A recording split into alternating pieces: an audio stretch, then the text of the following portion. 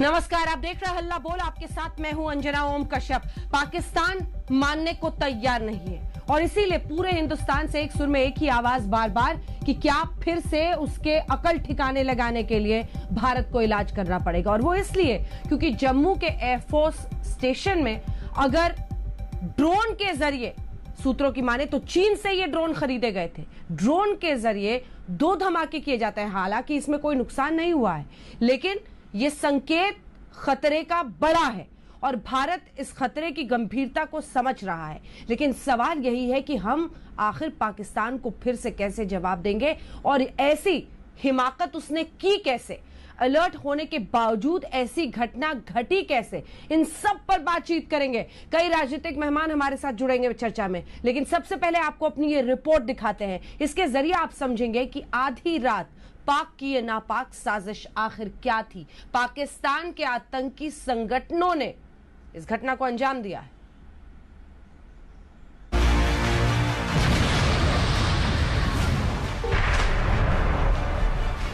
तारीख 28 सितंबर 2016, पाक अधिकृत कश्मीर में भारत की सर्जिकल स्ट्राइक।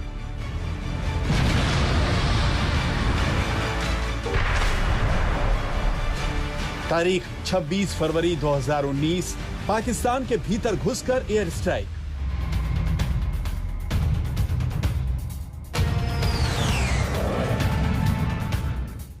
आतंक और आतंकवादियों को पनाह देने वाले पाकिस्तान को एक बार फिर से ऐसी ही कड़वी हिंदुस्तानी दवा की सख्त जरूरत है। वजह है जम्मू के एयरफोर्स स्टेशन के भीतर हुए 2 धमाके, जिसके पीछे पाकिस्तान का हाथ माना जा रहा है। पहला धमाका रात 1:37 पर हुआ, जबकि दूसरा धमाका रात 1:42 पर। शुरुआती जानकारी के मुताबिक हेलीपैड इलाके में धमाकों के लिए आईईडी का इस्तेमाल हुआ, जिसे ड्रोन के जरिए गिराया गया। हालांकि आईईडी ब्लास्ट में जान की क्षति नहीं हुई है, लेकिन साजिश बेहद खतरनाक है। इन धमाकों के पीछे पाकिस्तान का हाथ इसलिए भी होगा क्योंकि खुफिया सूत्रों से मिली जानकारी के मुताबिक पाक के आतंकी संगठनों ने हाल ही में चीन से ड्रोन की खरीद की है। चीन से खरीदे गए ड्रोन की भार ढोने की क्षमता 20 किलो है और वो 25 किलोमीटर तक उड़ान भर सकते हैं। जानकारी के मुताबिक आतंकी संगठनों को पाकिस्तान के आर्मी ठिकानों में ड्रोन से खास जगहों पर आईईडी गिराने की ट्रेनिंग दी गई है।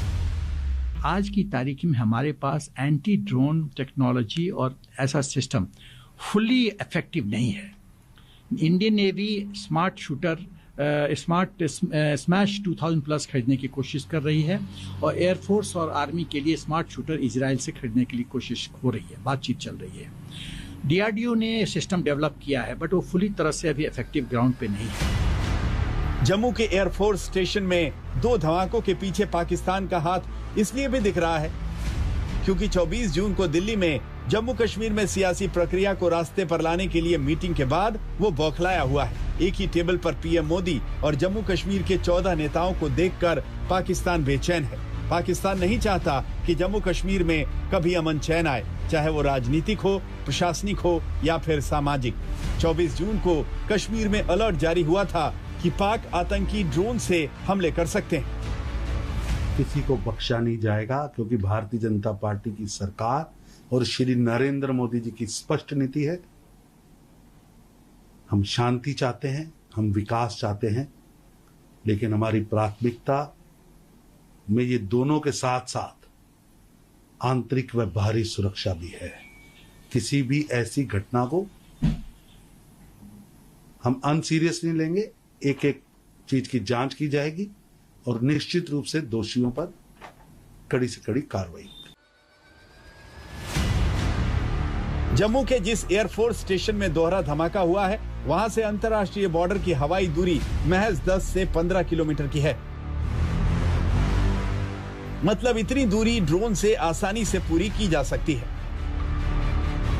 चाहे वो ड्रोन के माध्यम से हो, चाहे वो बैलून्स हो, चाहे कोई और प्लेटफॉर्म हो, उसमें हमारे एडवर्सरी को, यहाँ पर पाकिस्तान को, एक प्लॉजिबल डिनाइबिलिटी की हरकत करने के बाद डिनाई करने का एक रूम मिलता है।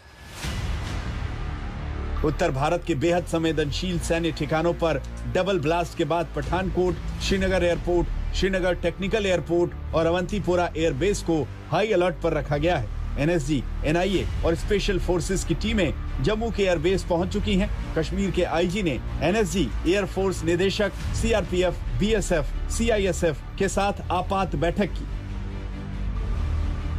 सवाल है कि अगर पाकिस्तान इसके पीछे है तो उसकी इतनी हिम्मत कैसे हो गई कि वो भारत के इस हाई सिक्योरिटी सैन्य संस्थान को निशाना बना सके। सवाल भारत की सुरक्षा व्यवस्था पर भी है कि अलर्ट जारी होने के बावजूद कैसे कोई 2 धमाकों को अंजाम दे पाया। जम्मू से सुनील जी भट्ट के साथ आज तक ब्यूरो।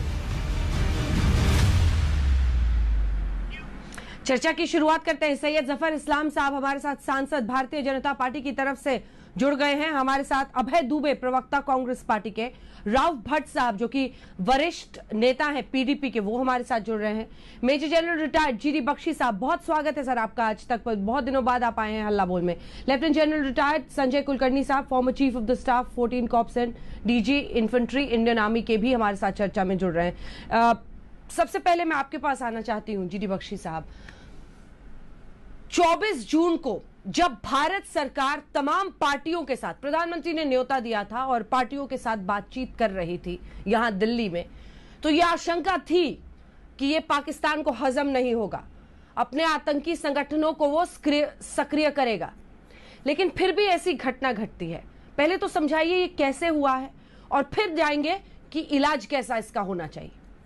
जनरल बख्शी। देखिए, सैनिक दृष्टिकोण से ये एक बहुत सिग्निफिकेंट और डेंजरस एस्केलेशन, ठीक है। ड्रोन के साथ ये स्ट्राइक हुआ है। जब सुबह विजुअल्स आए तो बिल्कुल क्लियर था कि वो छत के थ्रू वो गया है। अगर कोई पैदल आता है तो वो छत पे चढ़ के बॉम्ब नहीं लगाएगा, नहीं तो वो सिल्यूएट हो जाएगा और मारा जाएगा। तो ड्रोन्स का इस्तेमाल किया गया है और हमने देखा है कि 3 महीने पहले पाकिस्तान ने गिड़गिड़ाकर हमसे सीज फायर की मांग की थी, क्योंकि हमारी मीडियम आर्टिलरी शेलिंग, हमारे मल्टी बैरल रॉकेट लॉन्चर की पनिशमेंट से उसने सीज फायर की मांग करी। हमको तब भी दाल में कुछ काला लगा। अब हमको विश्वास हो गया है कि जब भी पाकिस्तान शांति की बात करता है, आपको दाल में काला करना चाहिए और चोरे में पीट के घूमने का इंतजार ज्यादा नहीं करना पड़ेगा।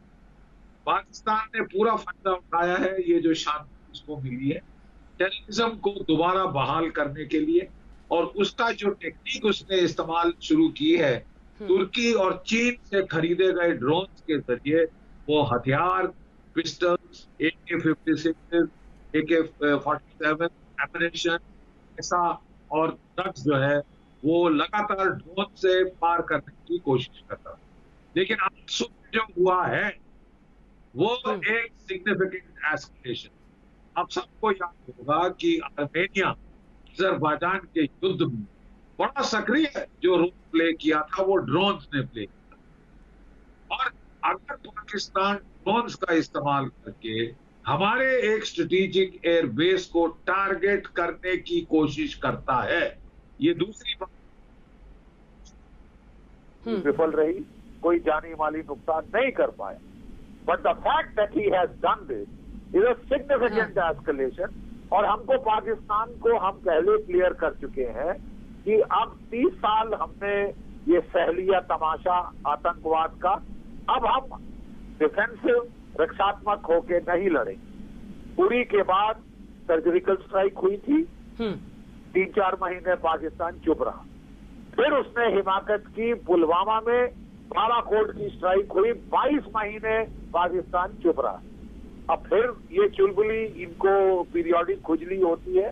तो सवाल, इसका जवाब बहुत सीधा है। We have to renew the lesson, we have to raise cost and consequences across the border. रक्षात्मक होकर लड़ने की कोई जरूरत नहीं है। हाथ पैर बांधने की इनिशिएटिव, पाकिस्तान को सरेंडर करने की कोई जरूरत नहीं है। हमने बड़ा अच्छा, हमारी सरकार ने सिलसिला शुरू किया है। तुम यहाँ 10 लाशें गिराओगे, आपकी 100 गिरेंगी आपके इलाके में। हम डिफेंस होके नहीं लड़ेंगे। अब पानीपत सिंड्रोम को आप भूल जाए, सैयद जफर इस्लाम साहब को दिखाइए इनके साथ। हाँ। तो मैं कह ये रहा हूँ कि इसका जवाब बहुत सीधा है। इसका जवाब है कि पुलवामा के लेसन, बालाकोट के लेसन सर्जिकल स्ट्राइक के लेसन, फायर असॉल्ट के लेसन तो एक बारी फिर से पुख्ता करने की, दोहरा देने की जरूरत है।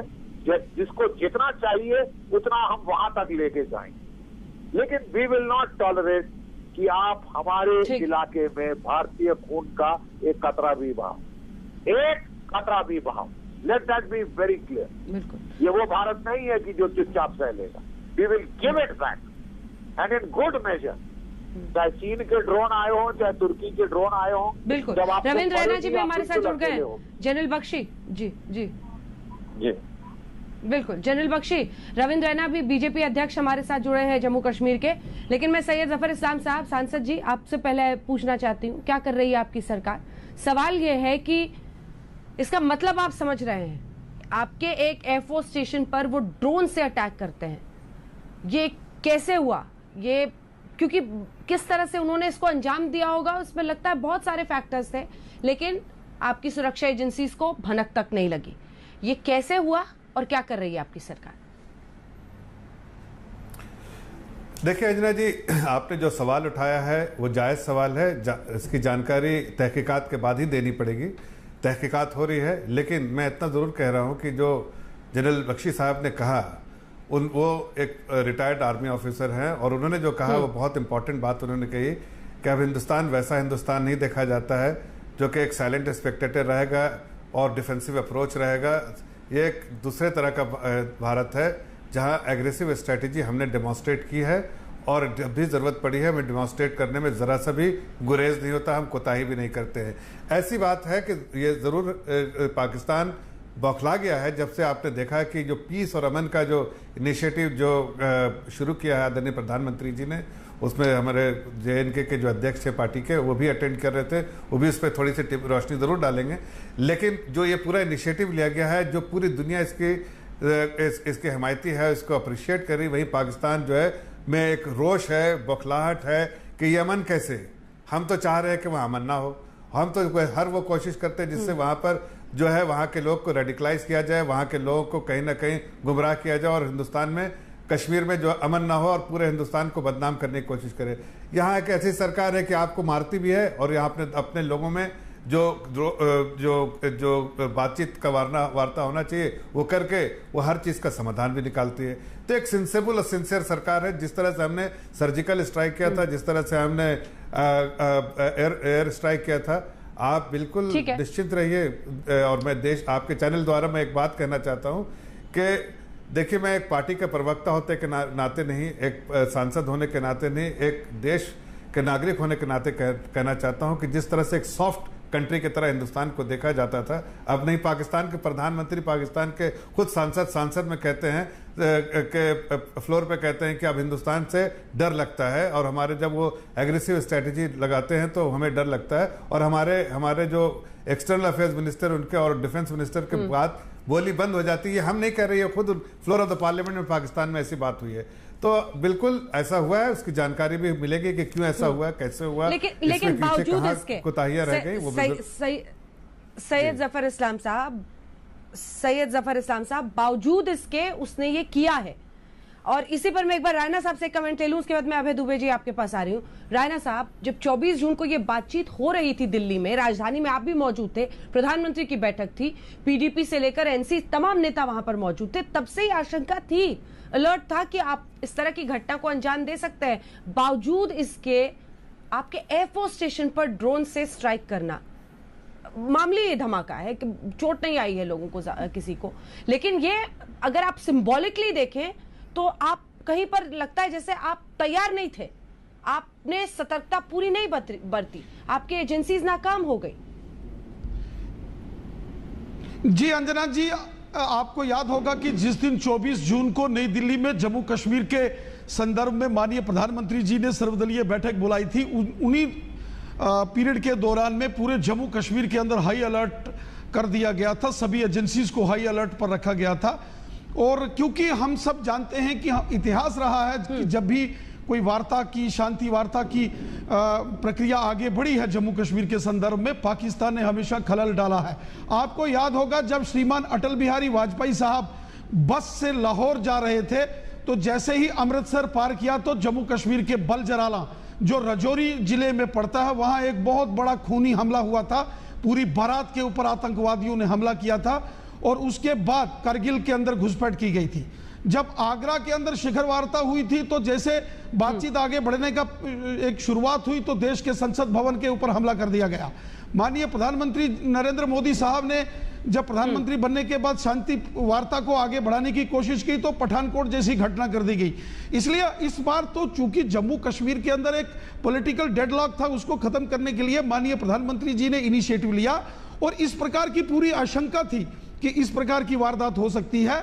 और आपने देखा कि इस ड्रोन हमला जो जम्मू के एक डिफेंस एयरपोर्ट को टारगेट करने की कोशिश की गई, हालांकि पाकिस्तान की यह साजिश विफल रही। पाकिस्तान और जो भी आतंकी संगठन थे वो इस घटना को, जो उनकी साजिश थी, उसको वो करने में नाकामयाब रहे और 2 आतंकियों को पकड़ लिया गया है। पूरा सिस्टम, हमारा जो एयरफोर्स का रडार है उसके अंदर बहुत सारी चीजें, उसकी रिकॉर्डिंग आ गई है। NIA की जांच शुरू हो गई है, सभी एजेंसियों ने इसकी जांच शुरू कर दी है। रात 1:30 बजे के करीब जब ये सारा घटनाक्रम हुआ, चूंकि जिस जगह पर ये हमला हुआ एयरपोर्ट के नजदीक हमारा घर ही है, तो हमने भी तुरंत वहां के सभी जो अधिकारी हैं तुरंत एयरपोर्ट के अंदर, हमारे जम्मू कश्मीर पुलिस के वरिष्ठ अधिकारी, खुफिया एजेंसियों के अधिकारी, तुरंत उनसे बात करके एयरपोर्ट में हम पहुंचे वहां। और हमारी खुफिया एजेंसियां, हमारी फौज, हमारी आर्मी, हमारे पैरामिलिट्री फोर्सेस, इंडियन एयरफोर्स, हमारे जितना खुफिया विभाग के अधिकारी हैं बहुत अलर्ट हैं। इस वक्त पूरे LOC के ऊपर जिस तरीके से भारतीय सेना ने और इंटरनेशनल बॉर्डर के ऊपर BSF ने काम किया है, पाकिस्तान की हर घुसपैठ को नाकाम किया जा रहा है। बहुत सारे टनल्स जो सांबा और RS-पुरा के सेक्टर में पाकिस्तान ने बनाए थे, आज तक ने उसकी एक एक्सक्लूसिव रिपोर्ट भी दिखाई थी कि किस तरीके से टनलों का इस्तेमाल करके आतंकी घटनाओं को पाकिस्तान अंजाम देने की कोशिश करता है। वो सब पाकिस्तान के सिस्टम को हमने फेल किया है और घुसपैठ भी फेल की गई है। इस प्रकार के जो ड्रोन की साजिशें हैं पाकिस्तान की, इनको भी हम फेल करेंगे। पाकिस्तान की हर साजिश को फेल करेंगे। ये एक बहुत बड़ी एक कोशिश थी कि हमारे एयरपोर्ट को, डिफेंस एयरपोर्ट को दहलाने की, जिसमें वो कामयाब नहीं हो पाए। ठीक है, लेकिन आगे क्या, अब किस तरह से हम जवाब देंगे? लेफ्टिनेंट जनरल संजय कुलकर्णी जी, मैं आपके पास फौरन आऊंगी इसके बाद, लेकिन एक बार अभय दुबे जी से रिमार्क ले लेते हैं क्योंकि उस पर आप भी फिर बोल लीजिएगा। अभय दुबे जी, एक सुर में होकर भारत को, पाकिस्तान को क्या जवाब अब देना चाहिए, इस पर आप लोग आगे बात करेंगे? क्योंकि आपकी छवि ऐसी बन गई है कि आपको तो भारतीय सेना की वीरता के भी प्रमाण चाहिए होते हैं, चाहे इससे पहले सर्जिकल स्ट्राइक हो, एयर स्ट्राइक्स हो। देखिए, भारतीय सेना की वीरता के प्रमाण नहीं चाहिए, वो प्रमाण तो चरितार्थ करती है सीमा पर सेना। ये सरकार को चरितार्थ कर रहा है और इसको छोटे दृष्टिकोण से हमको नहीं देखना चाहिए। मैं याद दिलाना चाहता हूं, सितंबर 2020 में DGP जम्मू कश्मीर की प्रेस कॉन्फ्रेंस, उन्होंने एक बड़ी प्रेस कॉन्फ्रेंस लेकर इस बात को डिस्क्लोज किया कि राजौरी के सेक्टर में एक कंसाइनमेंट लेने जा रहे थे, आतंकवादियों को पकड़ा तो ये खुलासा हुआ है कि पाकिस्तान का ISI बड़ी तैयारी के साथ आतंकियों के साथ मिलकर LOC के हमारे हिस्से में ड्रोन से भारतीय कैश पहुंचा रहा है, भारतीय वेपन पहुंचा रहा है और ड्रग्स ड्रॉप कर रहा है। ड्रग्स का एक बड़ा कंसाइनमेंट, 11 करोड़ रुपए का कंसाइनमेंट पकड़ा पुलिस ने, वो पुंछ सेक्टर में पकड़ा। ये 2 बड़े प्रमाण हमारे पास उस समय से मौजूद थे कि बड़ी तैयारी के साथ ड्रोन्स का इस्तेमाल पाकिस्तान की सेना आतंकियों को मदद करने में कर रही है। दूसरा, 23-24 सितंबर को एक रेड के दौरान साउथ कश्मीर में कुछ मात्रा में T-97 NSR राइफल्स पकड़ाई। वो राइफल्स कौन सी है? वो जो PLA यूज करता है, जो चीन की सेना यूज करती है, वो राइफल साउथ कश्मीर में पकड़ाई। और ये क्या था, तो इसके पीछे जब पता लगा कि जो CACP, जो इकोनॉमिक कॉरिडोर बन रहा है, उसको सिक्योर करने के लिए चाइना को बड़ी मात्रा में हेक्सोकॉप्टर्स और ये राइफल दी गई है। तो ये राइफल वहां से सप्लाई हो रही, सरकार को पता था, इंटेलिजेंस को तब से पता था, ऐसा नहीं कि ये नया कोई विषय है। ये जानते थे कि चाइना ने कैसे लॉन्ग विंग ड्रोन्स पाकिस्तान को सप्लाई किए हैं। भारत की सरकार में दिक्कत है, सेना में कोई दिक्कत नहीं है। भारत की सरकार की सरपरस्ती में 7 साल में अंजना जी इतने आतंकी हमले हुए जिस पर मैं बाद में चर्चा करूंगा, लेकिन दृढ़ता से सरकार के साथ है। पाकिस्तान को जिस तरीके से सबक सिखाना चाहे हम सारे राजनीतिक दल, सारे देशवासी। लेफ्टिनेंट जनरल कुलकर्णी एक बार बोल रहे हैं आपकी बात पर। एक सेकंड मैं आ रही हूँ। सैयद जफर इस्लाम साहब आप भी जवाब दीजिएगा, लेकिन लेफ्टिनेंट जनरल कुलकर्णी पहले बोल रहे हैं इस पर। क्या इस बात में दम है सर? इंटेलिजेंस एजेंसीज के पास जानकारी थी कि ड्रोन वगैरह वो खरीद चुके हैं, लेकिन बावजूद इसके ऐसी घटना को वो अंजाम दे पाए? अंजना जी ऐसे है, ये जो ड्रोन्स का इस्तेमाल पूरे विश्व में मालूम है, और जिस तरीके से आर्मेनिया और अजरबैजान के बीच की जो लड़ाई है उसके बाद सबको मालूम है the future warfare is drone. इससे पहले भी पाकिस्तान इसको इस्तेमाल करता है, चाहे हथियार गिरा रहा है, चाहे ड्रग्स गिरा रहा है, चाहे एम्यूनिशन गिरा रहा है, और इस बार उसने एक्सप्लोसिव गिरा है। आजकल की टेक्नोलॉजी जो है बहुत आगे चलेगी। पाकिस्तान हमारा दुश्मन है, चीन हमारा दुश्मन है, ये समझ करके हमने काम करना है। बातचीत चलती रहनी चाहिए, इसमें कोई शक नहीं है, बातचीत होनी चाहिए, तैयारी पूरी होनी चाहिए, अपना ड्रोन डिटेक्शन सिस्टम पूरा इन प्लेस होना चाहिए, आपका ड्रोन काउंटर मेजर सिस्टम पूरा इन प्लेस होना चाहिए। सवाल नहीं पैदा होता है कि इस तरीके, जब तक आप कॉस्ट एंड कॉन्सिक्वेंसेज जो जनरल बख्शी साहब के, जब तक वो आप दुश्मन के लिए नहीं पैदा करेंगे तब तक वो करता रहेगा, जब तक उसको ये लगता है कि मैं निकल जाता हूँ। ड्रोन ये ऐसा माध्यम है जिसको आप डिनाई कर सकते हैं, अब मैंने तो भेजा ही नहीं, आपको क्या प्रूफ है? हर बात में आपके पास क्या प्रूफ है कि मैंने भेजा है? आपको मालूम है कि आप अपना दुश्मन जो है पाकिस्तान जो है इज यूजिंग, एक पाकिस्तान आतंक का गढ़ है, Pakistan uses terrorism as an instrument of state policy. इसमें कहां शक है? पाकिस्तान सीज फायर नहीं वायलेट करेगा करके बोल रहा है, ठीक है, उधर नहीं कर रहा है, ग्राउंड के ऊपर सिस्टम बहुत अच्छे हैं, आप इन्फिल्ट्रेट नहीं कर पा रहे, लेकिन हवाई अब ड्रोन्स के द्वारा आप इस तरह की कार्रवाई वो तो करेगा, उसका तो मकसद ही वो है कि हिंदुस्तान को किस तरीके से प्रेशर में डाल। हमारा मकसद होना चाहिए उसकी कैसी हिम्मत हो कि वो करके दिखलाए, और जब अब उसके ऊपर कार्रवाई नहीं करेंगे, तुरंत डिटेक्ट नहीं करेंगे, ये एक बहुत अच्छी बात है। मैं कहूंगा अंजना जी कि नुकसान नहीं हुआ, आइंदा इसकी तरह की कार्रवाई होनी नहीं चाहिए, नुकसान का तो सवाल ही नहीं पैदा होता। ड्रोन भारत जहां से भी टेक ऑफ होता है वही गिर जाना चाहिए, नहीं सवाल अगर हम छोड़ देंगे तो इस तरह की कार्रवाई होती रहेगी। एग्जैक्टली ये आपने सटीक बात बोली है, जहां से टेक ऑफ करता है वहीं गिर जाना चाहिए। अब राउफ भट्ट साहब और सैयद जफर इस्लाम साहब को जल्दी से दिखाइए, शायद जवाब का वक्त नहीं मिले, लेकिन राउफ साहब की बात तो सुन ले। राउफ साहब, इसीलिए तो हिंदुस्तान कह रहा था ना, जब महबूबा मुफ्ती ने कहा कि बातचीत कीजिए, आप पाकिस्तान से भी जरूरत है तो पाकिस्तान से क्या बात करें, एक देश जो पनाहगाह बना हुआ है आतंकी संगठनों का, जिसका ऑफिशियल आप सोच लीजिए पॉलिसी है, स्टेट पॉलिसी है, टेररिज्म अगेंस्ट इंडिया, ऐसे मुल्क से बातचीत की जाएगी? क्या बात करेंगे आप? देखिए, अगर मैडम बाबू जी ने खाली ये बोला कि आप बात करिए, दुबई में तो गवर्नमेंट ऑफ इंडिया बीजेपी की सरकार ट्रैक 2 पे बात कर रही है पाकिस्तान से, सीज फायर तो बीजेपी ने किया, तो ये सवाल तो उनसे पूछिए आप, ये सवाल हमसे क्यों आप पूछ रहे हो? हमने अगर एयर स्ट्राइक भी की, सर्जिकल स्ट्राइक भी की, अब एक बहुत बड़ा जंग होना चाहिए। हम बिल्कुल जम्मू कश्मीर के लोग चाहते हैं, क्योंकि हम रोज मर रहे हैं, हमारे साथ रोज जो है ज्यादतियां हो रही है, वंस फॉर ऑल ये मसला हल हो जाएगा। हम तो बिल्कुल अपने सेना के साथ खड़े हैं, शाना बशाना। होना चाहिए एक बड़ा जंग, क्योंकि एयर स्ट्राइक भी की। आपको ट्रैक 2 और फॉर्मल टॉक्स में फर्क नहीं दिखता है भट्ट साहब? राउफ भट्ट साहब, आपको ट्रैक 2 और फॉर्मल टॉक्स में फर्क नहीं दिखता है? जस्टिफाई कर रहे हो ना किसी चीज को, ये हिपोक्रेसी है। आप मुझे बताएं, आप वो निकले थे हम आइसोलेशन में पाकिस्तान को, इंडिया हिपोक्रेट है, पाकिस्तान महान है, ठीक है, ठीक है, आप कह रहे हैं इंडिया हिपोक्रेट है, इंडिया में हिपोक्रेसी है, पाकिस्तान महान है। आप भूटान की बात करें, आपको इंडिया में हिपोक्रेसी दिख रही है? इंडिया के पॉलिसी में आपको हिपोक्रेसी दिख रही है? फॉरेन पॉलिसी मिस्टर भट्ट, आवाज नहीं आ रही क्या? अंदर वाली पॉलिसी फेल। आप मुझे बताओ, इन्होंने 370 उठाया, सिर्फ बीजेपी। राउफ भट्ट साहब, आवाज नहीं जा रही क्या उनको? किसको फायदा हुआ? राउफ भट्ट, एक्सटर्नली राउफ भट्ट होना पड़ा, राउफ भट्ट, एक्सटर्नली हमें तो बताया जा रहा है कि आपको आवाज जा रही है, फिर आप क्यों नहीं जवाब देते सवाल सुन के? सिर्फ पार्टी बेसिस पे सोच रहे हैं, हमें आपको इंडिया की पॉलिसी में हिपोक्रेसी दिखती है। हम तो कह रहे हैं जंग होना चाहिए, हम बिल्कुल शाना बशाना रहेंगे अपने सैनिकों के साथ, हम थोड़ी पीछे हट रहे हैं।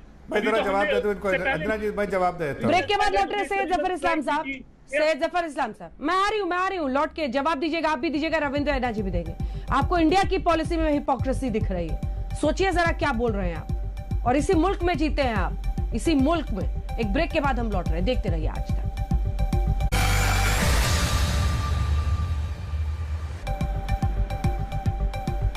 सभी खास मेहमान हमारे साथ बने हुए हैं। राव भट्ट साहब जो कह रहे थे उसका जवाब दीजिए सैयद जफर इस्लाम साहब। एक बार दिखा दीजिएगा दोनों को साथ में। सैयद जफर इस्लाम साहब, उनको जरा समझाइए, उनको इंडिया की पॉलिसी में उनको हिपोक्रेसी दिख रही है।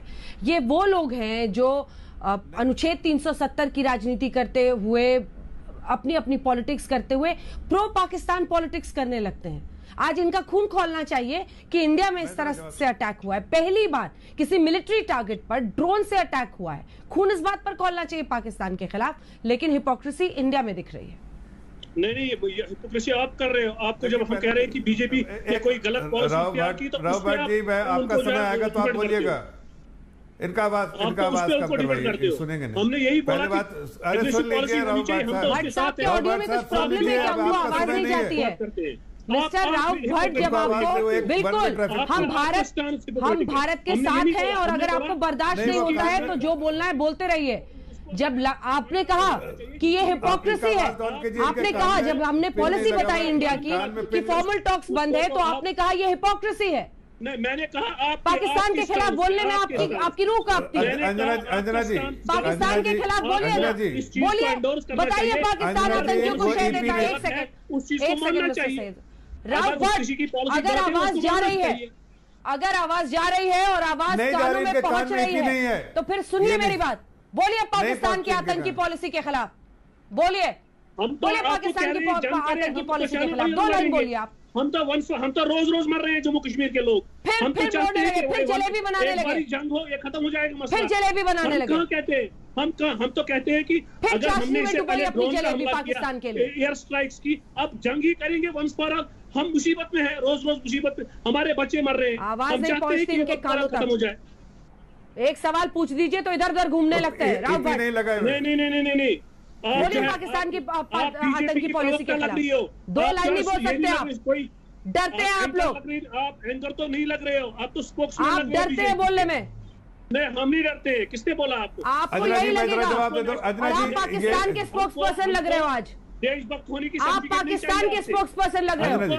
आप पाकिस्तान के स्पोक्स पर्सन लग रहे हो। आपसे आप जो है आपको लोग आप पाकिस्तान के स्पोक्स पर्सन हो। जो है बैलेंस करें, आप बैलेंस करें इस चीज को। आप क्या बोलेंगे? देखिए जरा इनकी आवाज कम कर दीजिए। निगरान में झांकिए और ये समझिए कि आप क्या कर रहे हैं। ऐसे शब्द बोलने से आपकी मानसिकता दिखती है। आपकी मानसिकता इतनी बीमार हो चुकी है कि उसका कोई इलाज नहीं। आवाज नीचे कीजिए इनकी। राव भट्ट, मुझे नहीं पता कि आप ऑफिशियल प्रवक्ता हैं या नहीं पीडीपी के, लेकिन आपकी भाषा बहुत ही असंयमित है। पाकिस्तान के खिलाफ बोलने में आपकी रूह कांपती है। डरते हैं आप, खौफ खाते हैं उस देश से, क्योंकि पता नहीं क्या रिश्ता है आपका। लेकिन जब आपसे सवाल पूछा जा रहा है कि आप बातचीत कीजिए और इंडिया की पॉलिसी पे कीजिए, तो आप हिपोक्रेसी का जिक्र करते हैं। शर्मनाक है, इससे ज्यादा कुछ नहीं कहा जा सकता आपके जैसे। सैयद जफर इस्लाम साहब, उसके बाद जीडी बख्शी बोलेंगे। आवाज नीचे कीजिए उनकी, आवाज खत्म कीजिए उनकी। एक सवाल का जवाब नहीं देना है, उल्टे सीधे शब्द बोल रहे हैं।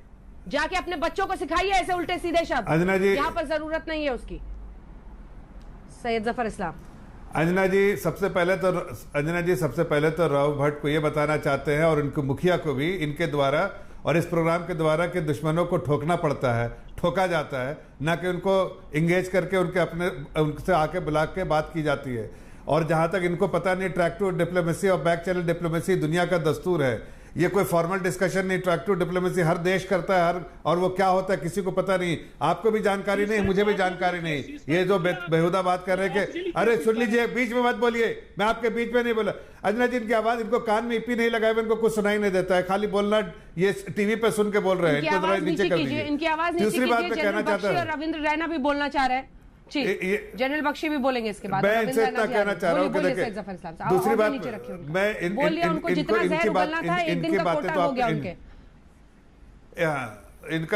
पे ज्यादा मैं कुछ बोलना नहीं चाहता, तरस आता है इनको और इनकी मुखिया पर, बट मैं जरा कांग्रेस के जो अभय दुबे जी उनकी बात भी सुना तो उन पे बोलना चाहता हूँ।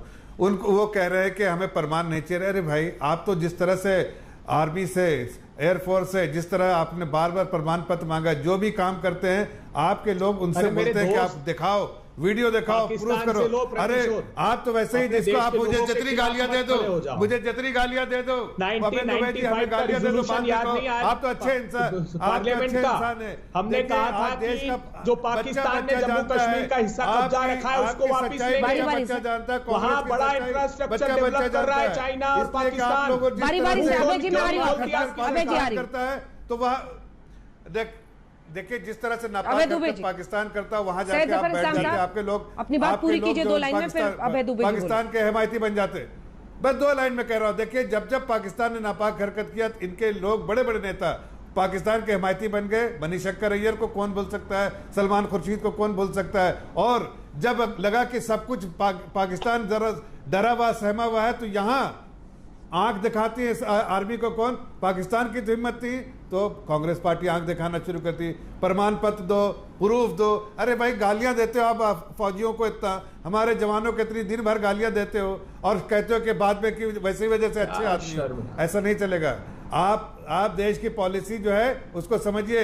आपके समय में एक कमजोर देश था, मैं मानता हूँ, प्रिपेयर्डनेस के हिसाब से देखिए 4-5 आजाद भारत की वॉर की, आज 40 दिन के प्रिपेयर्डनेस। आजाद भारत के इतिहास में लेकिन सैयद जफर इस्लाम साहब, हाँ, जवाब सुनिए। एक मिनट। हाँ, आजाद भारत के इतिहास में एकमात्र राजनीतिक दल है भारतीय जनता पार्टी, जिसकी डिफेंस ने शिकायत की चुनाव आयोग को कि राजनीतिक इस्तेमाल हमारा कर रहे हैं। एक बात, अरे 1995 का ऑल पार्टी रिजोल्यूशन है पार्लियामेंट का कि पीओके का वो हिस्सा हमने तो कभी मनोबल नहीं तोड़ा ना। अब चाइना इकोनॉमिक कॉरिडोर बना रहा है वहां पर। अब सेना का मनोबल किसने तोड़ा? सेना का मनोबल तोड़ने का काम किसने किया? वो आपकी पार्टी ने किया। सेना का मनोबल तोड़ने का काम किसने किया? सेना का मनोबल तोड़ने का काम किसने किया? बताइए। प्लीज अभय जी को बोलने दीजिए बारी-बारी से, प्लीज। एक ही सवाल कर रहा हूँ, सेना का मनोबल किसने तोड़ा? किसने तोड़ने की कोशिश की? ये तो हमारे सेना जो आपकी बातों का ध्यान नहीं रखते। जवाब दे रहे हैं, बोलने उनकी आवाज कम, जवाब दे रहे हैं। अभय जी को बोलने दीजिए। सांसद महोदय, ये रिजोल्यूशन हमने पास किया था कि हम लेंगे।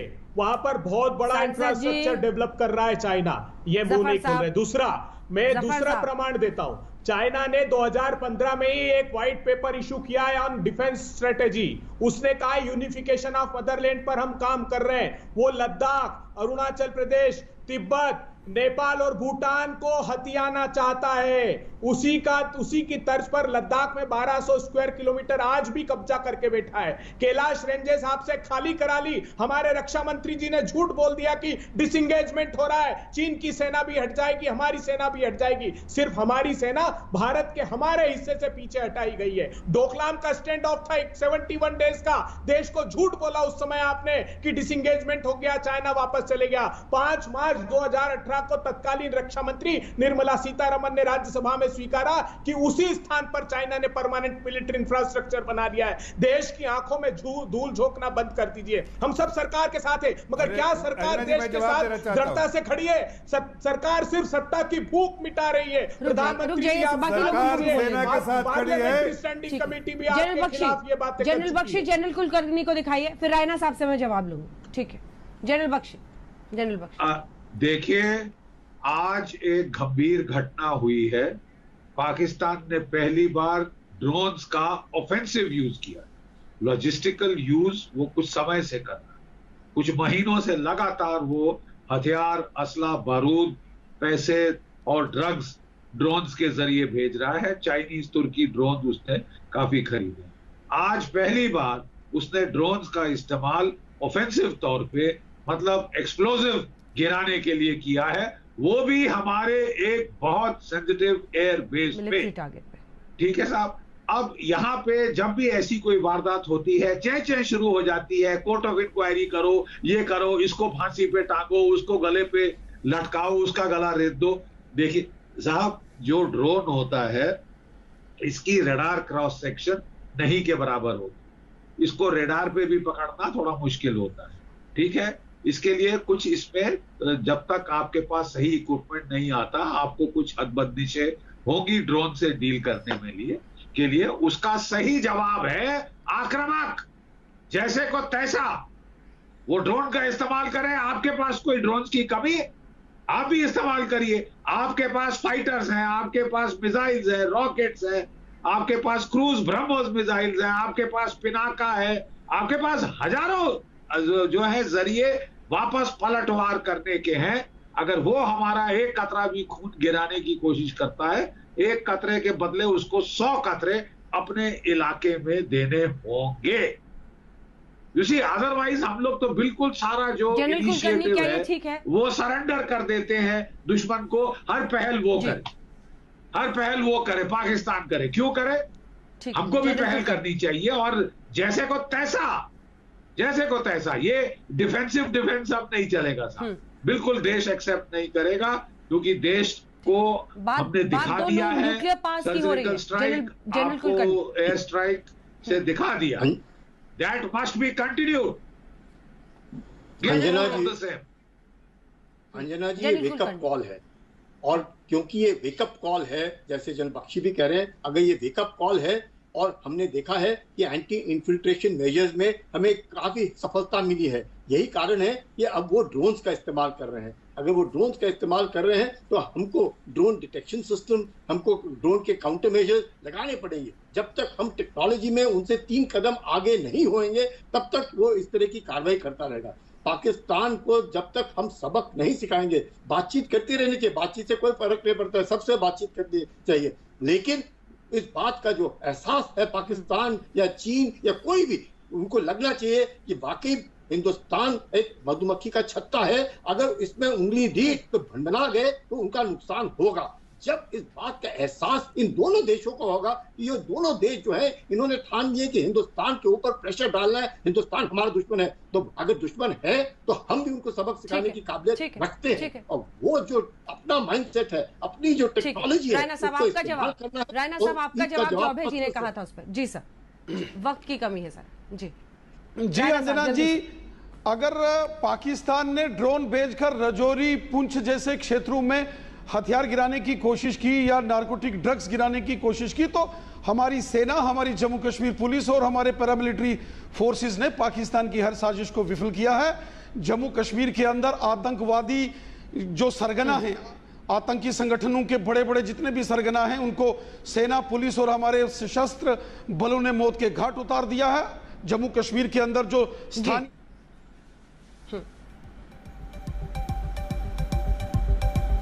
चलिए सर, हमें वक्त की जरा कमी पड़ गई, इसीलिए बहुत धन्यवाद आप सभी का जुड़ने के लिए। आप कह रहे हैं कि वहां पर सेना तैयार है, सवाल भी यही है। देखिए, मिलिट्री टारगेट पर ड्रोन अटैक, और वो भी ड्रोन से पहली बार इस तरह का हमला हुआ है। भारत को इसका माकूल जवाब देना होगा। इसी पर आप देख रहे थे हल्ला बोल, देखते रहिए आज तक।